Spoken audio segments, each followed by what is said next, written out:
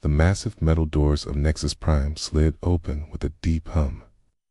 Lee Jun stepped through the entrance, his boots clicking against the polished floor.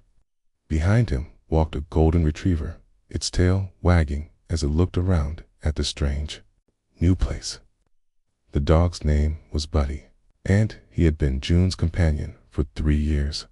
Nexus Prime was the largest trade station in this part of the galaxy. Ships from dozens of worlds came here to buy and sell goods. The main hall stretched out like a huge metal cave, with walkways crossing high above and shops lining every wall. Strange smells filled the air, some sweet, some sharp, some completely unknown to human noses. Jun had been here before, but never with Buddy. This time was different. The human government had decided that their diplomats should bring their whole lives to the station, not just their work.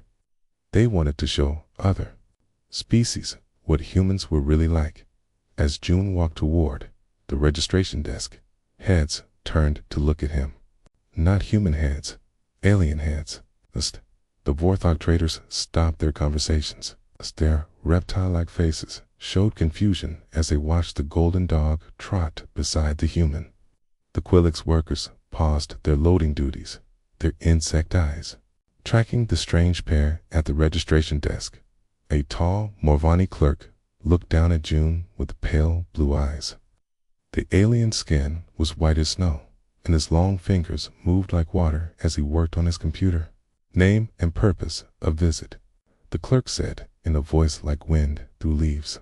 "Lee Jun, human diplomat and trader. I'm here for the monthly trade meetings." The clerk's eyes moved to Buddy, who was sitting politely at Jun's feet, and the creature. "This is Buddy. He's my companion." The clerk's white eyebrows rose. "Companion? Is it a translator? A guard? A tool of some kind?" Jun smiled. "He's my friend. He lives with me." Then stared at Buddy for a long moment. The dog looked back with friendly brown eyes, his tongue hanging out slightly. "I do not understand. What function does it serve?" "He doesn't have a function. He's family." The clerk made a note on his computer, though he still looked puzzled. "Room 847, level 12. The creature must stay with you at all times." As Jun walked away from the desk, he heard whispers behind him. The aliens were talking about him, about Buddy. He caught words like strange and wasteful and primitive. The elevator ride to level 12 was interesting.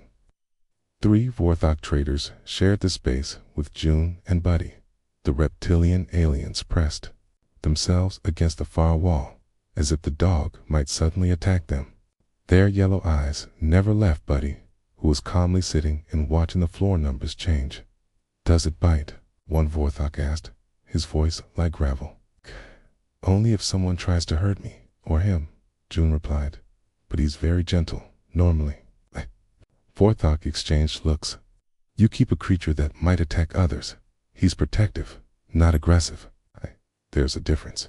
The elevator stopped at level 12. As the doors opened, the Vorthog rushed out quickly, giving Buddy a wide space. Jun shook his head and followed with his dog. Room 847 was small but clean. It had a bed, a desk, and a window that looked out into space. Jun unpacked his things while Buddy explored the room, sniffing every corner. The dog seemed happy, his tail wagging as he checked out their new temporary home. A knock at the door interrupted their settling in. Jun opened it to find a large Vorthog standing in the hallway. This one was different from the others, bigger, with more scars on his green scales. Gold rings decorated his claws. "I am Kethtor," the alien said. "I lead the Vorthog Trade Guild.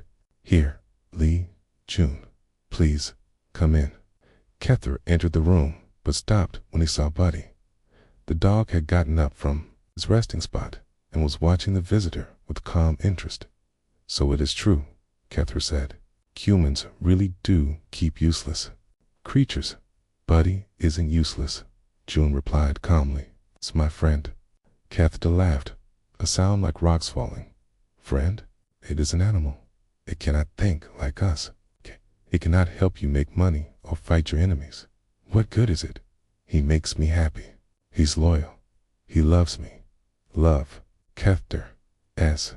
Yellow eyes. Narrowed. You speak of love for a creature that would die without you. This is weakness. Human. In space, weakness gets you killed. June felt his jaw tighten, but he kept his voice calm. Maybe we see strength and weakness differently. Yes, we do.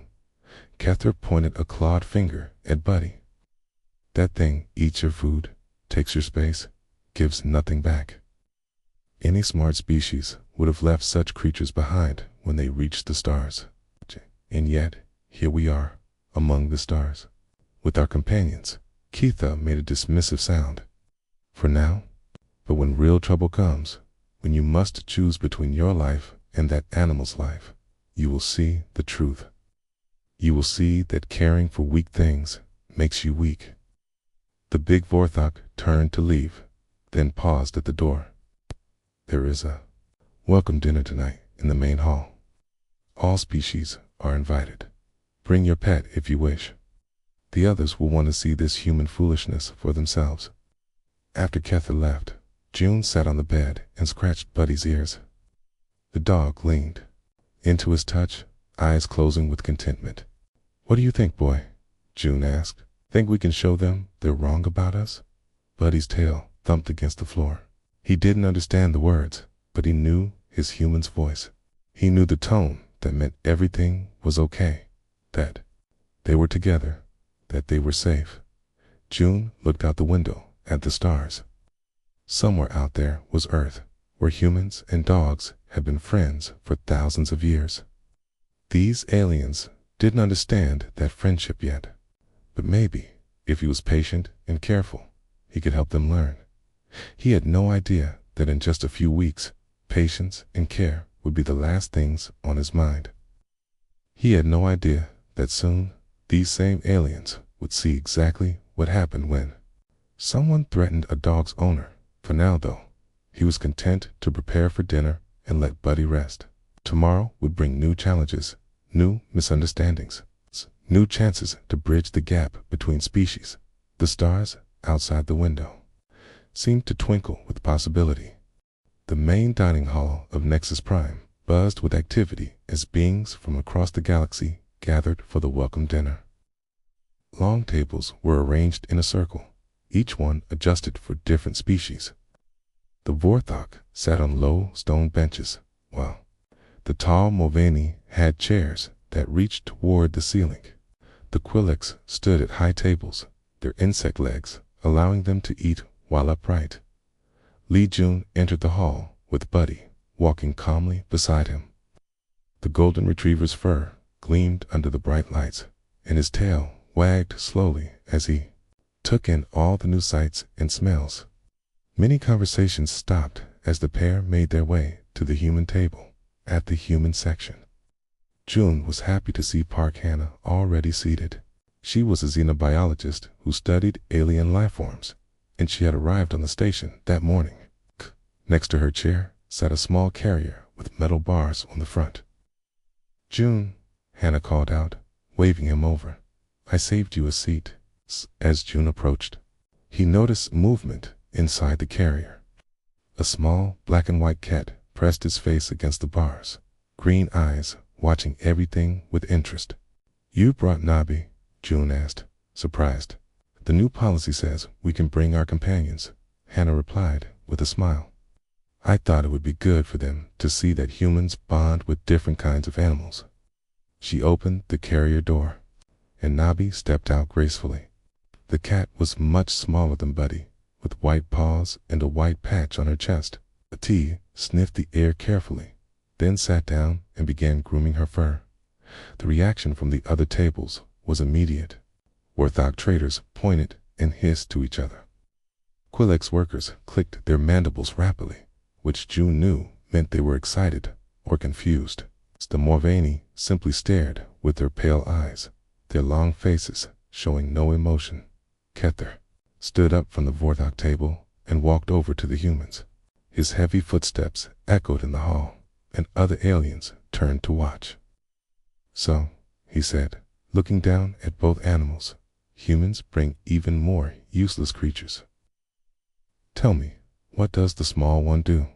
"Nabi keeps me company during long research trips," Hannah explained. "She's very good at sensing danger, and she helps me stay calm when I'm working. It alerts you to danger." Keitha's yellow eyes showed interest. "Like a guard?" "Not exactly. She just knows when something is wrong. Animals have senses we don't have." A tall Morvani approached their table. His skin was even paler than the clerk's, and his movements were smooth and silent. "I am Velquan," he said in a voice like whispered music. "I study behavior patterns across species. May I observe your creatures?" "They're not creatures," June said firmly. "They're our friends. But yes, you can watch them." Velquan tilted his head. "Friends. But they cannot speak your language. They cannot understand complex ideas. How can they be friends?" "Friendship isn't just about talking," Hannah said. "It's about trust, loyalty, and caring for each other." "Demonstrate," Velquan said. Hannah looked at Nabi, who was now sitting on the table. "Nabi, come here." The cat looked at her, then gracefully jumped into Hannah's lap. She began to purr, a soft, rumbling sound that filled the immediate area. Hannah stroked the cat's fur gently. "She's happy," Hannah explained. "That sound means she feels safe and loved." Velquan leaned closer. "And you? What do you feel?" "Calm, peaceful, like I'm not alone." "But you are not alone. There are hundreds of beings on this station." "It's different," June said. "Buddy and I have been together for 3 years. We know each other. We take care of each other." As if to prove his point, Buddy moved closer to June's chair and rested his head on his human's leg. June's hand automatically moved to scratch behind the dog's ears. "You see?" June said. "He knows I'm here. He wants to be close to me." More aliens had gathered around the human table now.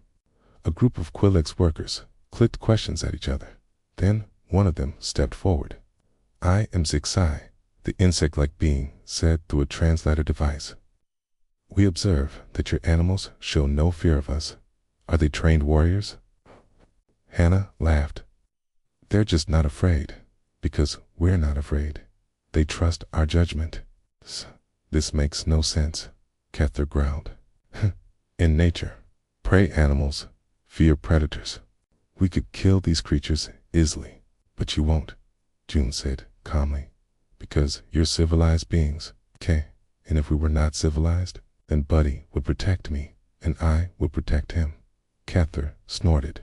"One small human and one soft animal against trained warriors. You would both die." "Maybe, but we'd die together." The aliens exchanged glances. Velquan made notes on a small device. "This is most unusual. You would risk your life for a being that cannot help you survive." "That's not how we think about it," Hannah said. "We don't keep pets because they're useful. We keep them because we love them." "Love," Velquan repeated the word slowly. "An emotion that clouds judgment and leads to poor decisions." "Or an emotion that gives us strength," June replied. A younger Warthog had been listening quietly. Now he stepped forward. "Hi, I'm Gorthok's student of warfare. I study how different species fight. Tell me, if someone attacked your animal, what would you do?" The question seemed innocent enough, but something in the young alien's tone made June look at him carefully. "I would stop them." "How?" "However, I had to. Even if it meant fighting someone much stronger than you." "Yes." Garthika's eyes gleamed. "Even if it meant dying." "Yes." The young Vorthok smiled, showing sharp teeth. "Interesting. And others of your species, would they help you?" "If they could," Hannah said. "Humans help each other, even for animals, especially for animals," June said, "because They can't help themselves. Keither made a disgusted sound. This is exactly what I meant. You are weak. You care more about these creatures than about your own survival. We care about both, Hannah said. No, Velquan said thoughtfully. You care about something else entirely. You care about ... connections, bonds. This is why you keep these animals, not for what they can do, but for what they represent. What do they represent? Zixai asked. Love without conditions, Hannah said simply. They don't care if we're smart, or strong, or successful. They just care that we're us. And you believe this makes you stronger? Keither asked. We know it does, June replied. The big Vorthok shook his head. We shall see, human. We shall see. As the dinner continued, more aliens came to observe the humans and their companions. Some asked questions, others just watched. Buddy remained calm through it all, occasionally wagging his tail when someone spoke kindly. Nabi dozed in Hannah's lap, completely relaxed despite being surrounded by alien beings. The aliens didn't understand what they were seeing. They saw weakness where there was strength, foolishness where there was wisdom. They had no idea that the bonds they were witnessing would soon be tested in ways none of them could imagine. As the evening ended and the aliens returned to their quarters, many of them carried with them a new curiosity about humans and their strange attachments. Some, like Velquan, wanted to study this behavior further. Others, like Keither, saw it as proof of human inferiority. But one young Vorthok, Gorthik, had different thoughts entirely. Carony, he had listened carefully to the humans' words about protection and sacrifice. He had seen something in their eyes when they talked about defending their animals. He wondered what would happen if someone really did threaten these creatures. Would the humans fight as fiercely as they claimed? Would they really risk everything for animals? Soon, he would have his answer. 3 weeks had passed since the welcome dinner at Nexus Prime. The trade talks were going well. And Li Jun had begun to think that maybe the aliens were starting to understand humans better. Several species had asked more questions about Buddy and Nabi, and some seemed genuinely curious rather than mocking. June was in his quarters, reviewing trade agreements on his computer. Buddy lay on the floor nearby, chewing on a toy that June had brought from Earth. The golden retriever's tail thumped against the floor as he played, making soft sounds that June found comforting. Park Hannah was in the next room, working on her research. Through the thin walls, June could hear her talking softly to Nabi, the way she always did when she was thinking through a problem. The cat would meow back occasionally, as if she understood every word. A loud bang echoed through the corridor outside. June looked up from his computer, frowning. Station security was usually very quiet. Buddy's head lifted too, his ears perked forward in alert attention. Another bang, closer this time, and the sound of heavy footsteps in the hallway.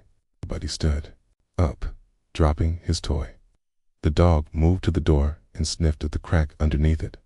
A low growl rumbled in his throat. Atiza, boy, June whispered, standing up slowly. Before Buddy could respond, the door to their quarters exploded inward. The metal frame buckled and twisted as armed figures poured into the room. They wore dark armor and carried weapons that glowed with dangerous energy. The leader was a massive Vorthok with black scales instead of the usual green. Scars covered his face and arms, and his yellow eyes burned with cruel intelligence. This was Mordok, though June didn't know his name yet. Mordok said, his voice like grinding stone. You are coming with us. Who are you? June demanded, stepping protectively in front of Buddy. What do you want? Atu. We are the Shadow Syndicate. We want humans gone from this sector. Atu are too soft, too weak. You make the other species think they can be weak too. 3 more armed figures spread out behind Mordok. 'Twere Vorthok like him. but one was a species June didn't recognize. All of them had the same cold, violent look in their eyes. "I'm a diplomat," June said, keeping his voice steady. "Attacking me will cause problems for everyone, not if you simply disappear," Mordock replied. "Space is dangerous. Accidents happen." Buddy stepped out from behind June, still growling. The dog's fur was standing up along his back, and his lips were pulled back to show his teeth. He had never seen beings like these before, but he knew danger when he sensed it. Mordock looked down at the dog and laughed. "And what is this?" "The famous human pet. The creature that makes you weak." "Leave him alone," June said quietly. "He's not part of this." "Oh, but he is." Mordock raised his weapon, a plasma rifle that hummed with deadly energy. "Kethri told us about your dinner conversation. Kay said you would die for this animal. Let us test that theory." The weapon's energy cell began to glow brighter. Mordock aimed it directly at Buddy's head. "Kay, will you come quietly, if I promise not to hurt your pet? Or shall we see what happens when I remove your weakness?" June's whole body went cold. Time seemed to slow down as he watched the weapon charge up. He could see Buddy's brown eyes looking up at him, trusting and loyal even, in the face of danger. The dog didn't understand what was happening, but he knew his human was upset. "Have 3 seconds to decide," Mordock said. 1. In the next room, June heard Hannah cry out. More armed figures had broken into her quarters too. He heard furniture crashing and Nabi's frightened yell. 2. Buddy took a step forward, placing himself between June and the armed intruders. The dog's growl grew louder, but he didn't attack. He was waiting, watching, protecting his human the only way he knew how. 3. The plasma rifle's energy cell reached full charge. Mordock's finger tightened on the trigger. The weapon hummed, with deadly power, ready to fire. And in that moment, something changed in Lee June. All his life, he had been a peaceful man. He believed in talking through problems, in finding solutions that worked for everyone. He had never hurt another being in anger, never wanted to. That was why he had become a diplomat instead of a soldier.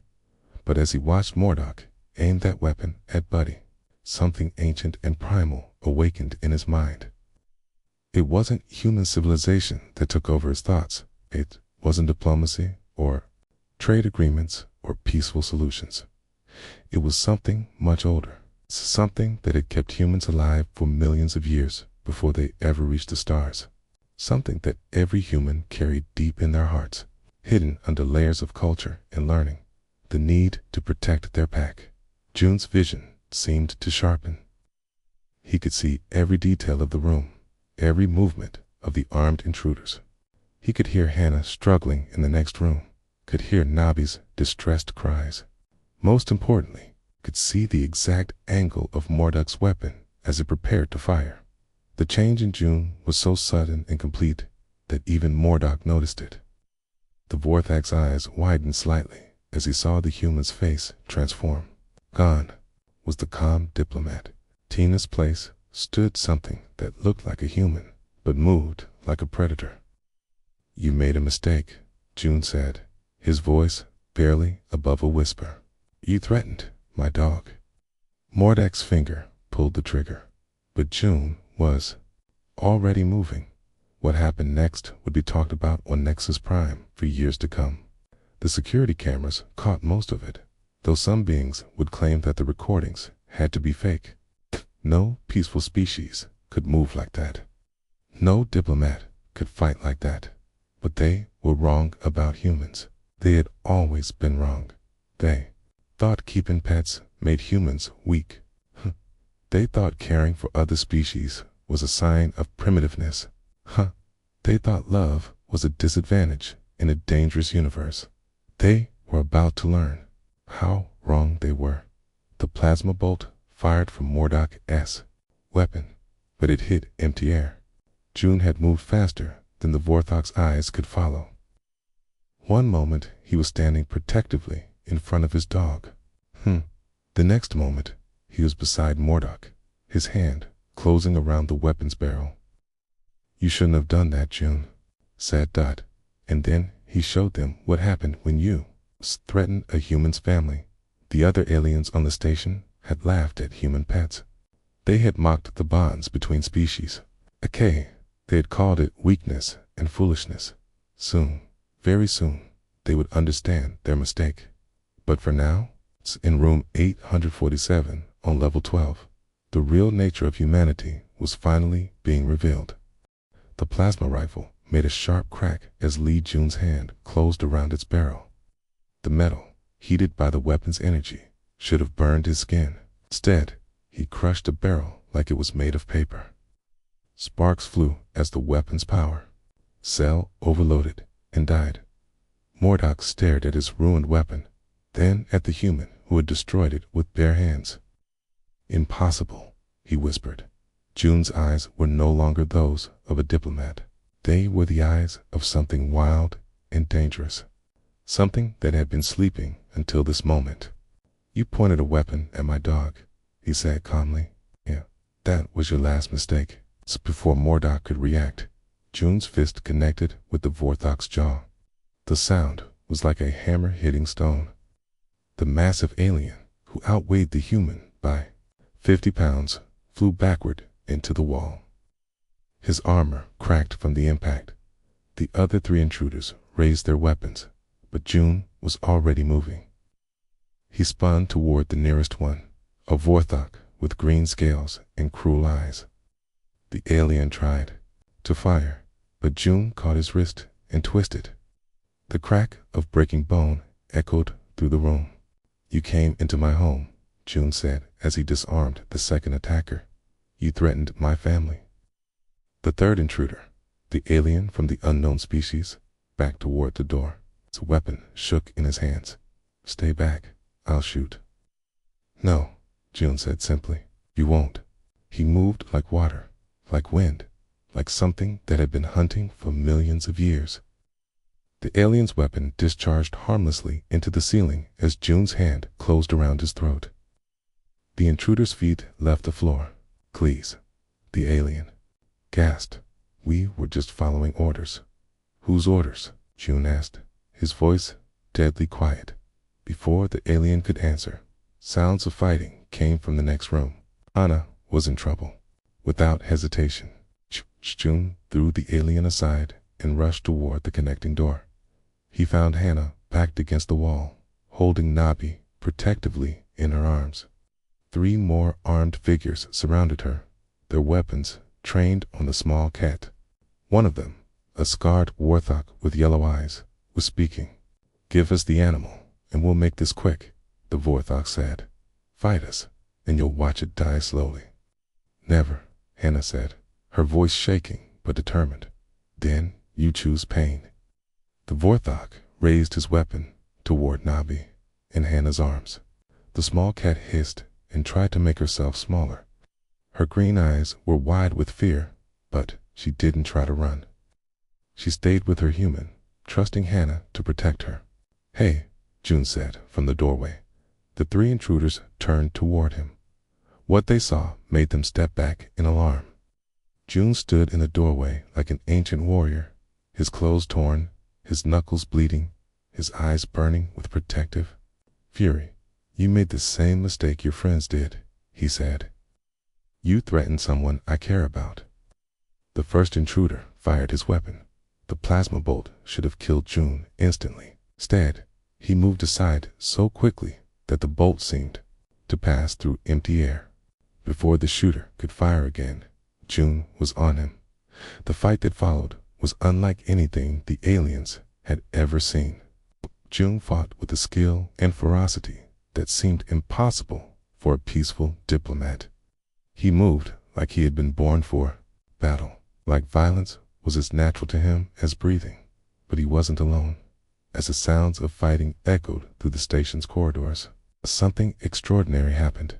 Other humans on Nexus Prime began to converge on level 12. They came from different levels, different sections, drawn by an instinct they couldn't fully explain. Kim Soo, a human engineer, was the first to arrive. He heard the plasma fire and the sounds of struggle, and something deep in his mind told him that another human was in danger. He ran toward the sound without thinking, without planning, driven by something older than civilization. Behind him came Yunte, a trader who had been sleeping in his quarters 3 levels down. He had woken up with a feeling that something was wrong, that his people needed him. He grabbed the first weapon he could find and headed for the elevators. Choi Min, a human scientist, felt the same pull. She had been working late in her lab when the feeling hit her like a physical blow. Somewhere on the station, humans were fighting for their lives. She had to help them. More humans came. Shin Woo, a maintenance worker, Lee Nara, a cultural attaché, Park Dong, a security consultant. They came from every corner of the station, drawn by an ancient call that transcended language and culture. They didn't know why they were running toward danger. They just knew they had to dot in room 847. June had finished dealing with the intruders in his quarters. Mordok and his team lay unconscious on the floor, their weapons destroyed, their armor cracked. Buddy sat calmly in the corner, his tail wagging slightly as he watched his human dot. In the next room, Hannah was safe, still holding Nabi. The 3 intruders who had threatened them were also down, defeated by June's impossible speed and strength. "Are you hurt?" June asked, his voice returning to normal as the immediate danger passed. "No," Hannah said, checking Nabi for injuries. "They didn't touch her." "But June, how did you do that? You moved like ... Like what?" "Like you were born to fight." Before June could answer, the sound of running footsteps filled the corridor. The door burst open and Kim Soo rushed in, followed by Yoon Tae and Choi Min. More humans appeared in the doorway, all of them armed with whatever they could find. "We felt it," Kim Soo said, breathing hard. "We knew you were in trouble." "How?" June asked, though part of him already knew the answer. "I don't know," Yoon Tae admitted.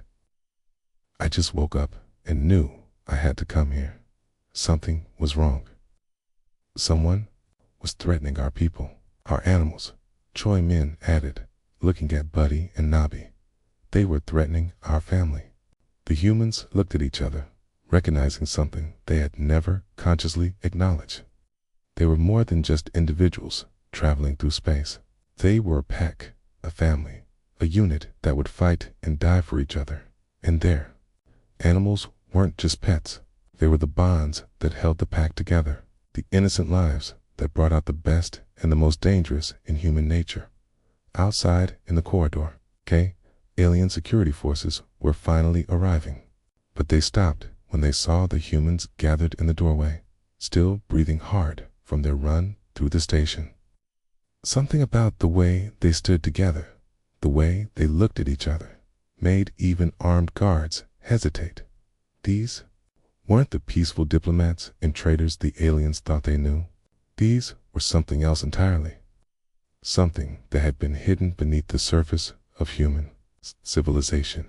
Something that would fight to the death to protect their own. As the station's alarms finally began to wail, the aliens began to understand that they had made a terrible mistake. They had thought human love for animals was weakness. They were about to learn it was their greatest strength. The security forces of Nexus Prime moved through the corridors like a slow wave. Guards in heavy armor, Quillex officers with their insect-like precision, and Mulvaney investigators with their pale, analytical eyes. They had come to arrest the Shadow Syndicate members. But they stopped when they saw the humans. Lee Jun stood in the doorway of his quarters, no longer the violent protector he had been minutes before. His clothes were torn and his knuckles were scraped, but his eyes were calm again. Behind him, Buddy sat peacefully, as if nothing unusual had happened. The other humans formed a loose circle around the doorway. Kim Soo still held a metal pipe he had grabbed from somewhere. Kun T carried a plasma torch from his workshop. Kui men had found a security baton. None of them looked like warriors, but the aliens could sense something different about them now. Captain Decorin, the head of station security, approached carefully. He was an old Vorthok with silver scales and wise yellow eyes. He had seen many fights in his long career, but never anything like this. The intruders? He asked.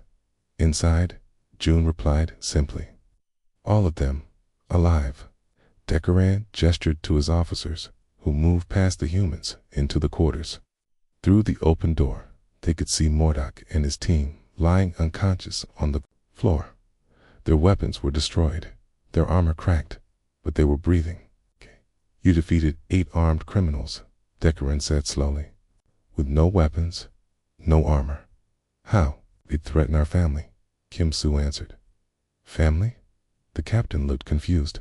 See only humans here. Park Hannah stepped forward, still holding Nabi in her arms. The small cat was calm now, purring softly, as Hannah stroked her fur. Our animals are our family too. I do not understand. Neither did we, said a new voice. Everyone turned to see Kethter approaching with several other alien diplomats. The big Warthog trader looked different than he had at the dinner 3 weeks ago. His yellow eyes showed something that might have been respect. We watched the security recordings, Kethter continued. We saw what happened when the criminals threatened your animals. Belquan, the pale Morvani, stepped forward beside him. His white face was thoughtful. I have been studying your behavior for weeks. I thought I understood human weakness. I was wrong. What do you mean? June asked. We did not fight like individuals, Belquan explained. When the threat came, you became something else, something unified.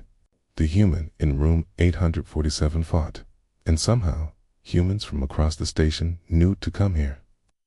We felt it, Yunte said quietly. Something told us our people were in danger. Sksai, the Quillix diplomat, clicked forward on her insect legs. Her translator device crackled as she spoke. This is unprecedented. No species we know shares information across such distances without technology. It's not about sharing information, Hannah said. It's about caring for each other. But how does the care for animals create this effect? Belquan asked. June looked down at Buddy, who was now standing beside him. The dog's tail wagged slowly as he felt his human's attention. Our animals teach us how to love without conditions, June said. They don't care if we're smart or successful or powerful. They just love us for being us, and that makes you stronger. Kethta asked. It makes us family, Choi Min answered. When you love something that can't defend itself, you learn to be strong for others, not just for yourself. Captain Decorin's officers emerged from the quarters, dragging the unconscious criminals. Mordok was beginning to wake up, his black scales dull with pain. He looked at June with confusion and fear. How? Mordok whispered. You're just a diplomat. You're supposed to be weak. I am a diplomat, June replied calmly. But I'm also a human, and humans protect their family. Even animal family, Hannah added, scratching Nabi's ears. Velquan made notes on his device. Fascinating. Your attachment to other species creates bonds within your own species. The animals are not just companions. They are catalysts for tribal unity. They're not catalysts, Shinwu said. He was a quiet man who rarely spoke, but now his voice was firm. They're family. When family is threatened, humans fight. All humans? Kethter asked. All humans, the gathered people said together. The aliens looked at each other. For weeks, they had seen human care for animals as a sign of primitiveness, a waste of resources, a dangerous weakness. Now they were beginning to understand something different. You were right at the dinner, Velquan said to June. We do see strength and weakness differently. How so? We thought independence was strength. We thought caring only for yourself was wisdom. We thought bonds with other species were ... primitive. And now Velquan's pale eyes showed something like wonder. Now, I see that your bonds with animals create bonds with each other. Your care for the weak makes you strong. Your love for creatures that cannot help you gives you power we never imagined. Cathor nodded slowly. When the criminals threatened your animals, they did not just threaten pets. They threatened the foundation of your unity. That's why you all came, Sixer realized. Not because of technology or communication. It's because threatening one human's family threatens all human families. Yes, June said simply. The security officers finished loading the criminals onto transport devices. Mordok was conscious now, staring at the humans with something like fear. We thought you were weak, he said. The whole syndicate thought you were weak. A lot of people think that, Kim Soo replied, until they threatened someone we love. The criminals were taken away. More aliens began to arrive in the corridor. Word of what had happened was spreading through the station. They came to see the humans who had fought like warriors to protect their animals. But what they found were the same peaceful diplomats and traders they had known before. June was checking Buddy for injuries. Hana was making sure Nabi was comfortable. The other humans were talking quietly among themselves, already beginning to drift back to their quarters. They look normal again, a young Vorthok whispered. That is the most frightening thing of all, Cathar replied. They can become warriors in an instant, then return to being peaceful. This is not weakness disguised as strength. This is strength disguised as peace. Captain Dekran approached June one more time.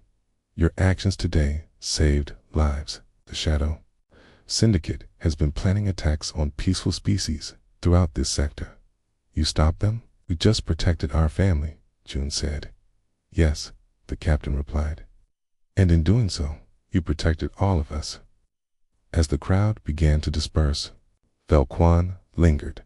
I would like to request permission to continue studying human behavior, he said, but not to find weakness. To understand strength. You're welcome to watch, Hannah said.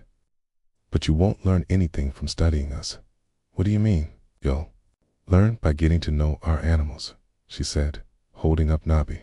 They'll teach you what they taught us. And what is that? How to love something more than yourself.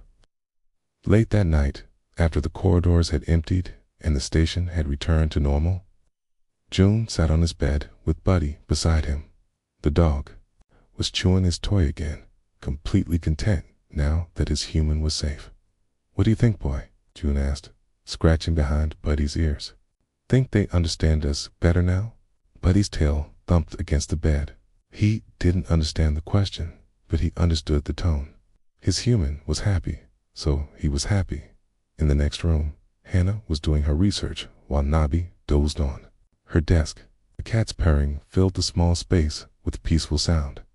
Throughout the station, other aliens were learning new words. K's words like loyalty and sacrifice and unconditional love. They were beginning to understand that what they had seen as weakness was actually the source of humanity's greatest strength.